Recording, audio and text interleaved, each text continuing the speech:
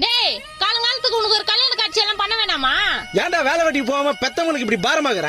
நான் எங்க பாரமாக்குறேன்? வீட்டுல ஒரு ஓரமா தானே இருக்கிறேன். டேய் நீ ரொம்ப பேசுறா. ஆமாங்க. என்ன நீங்க குழந்தையா இருக்கும்போது என்ன கொஞ்சீங்க, வளர்ந்து பிறகு இப்ப கொலைக்கிறீங்க? எதுக்கு தான் இந்த உலகத்துல என்ன பெத்தீங்களோ? எதுக்கு பெத்தீங்க முதல்ல? என்ன எதுக்கு பெத்தீங்களா? பிறந்து 3 வயசுல பால்வாடிக்கு போக கஷ்டமா இருந்தது, உண்டு கொடுப்பாங்க. பால்வாடி முடிஞ்சதும் ஸ்கூலுக்கு போக கஷ்டமா இருந்தது, ஸ்கூல்ல நல்லா படிச்சாதான் காலேஜ் போக முடியும். அப்புறம் காலேஜ் போக கஷ்டமா இருந்தது, காலேஜ் முடிச்சதா நல்ல வேலை கிடைக்கும். இப்ப வேலைக்கு போறதுக்கு கஷ்டமா இருக்குது.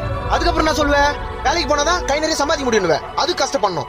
அப்புறம் கல்யாணம் பண்ணணும், கல்யாணம் பண்ணி குழந்தை பெத்துக்கிறதுக்கு கஷ்டம் இல்லையா கூட குழந்தைய வளர்க்கறதுக்கு கஷ்டப்படணும்.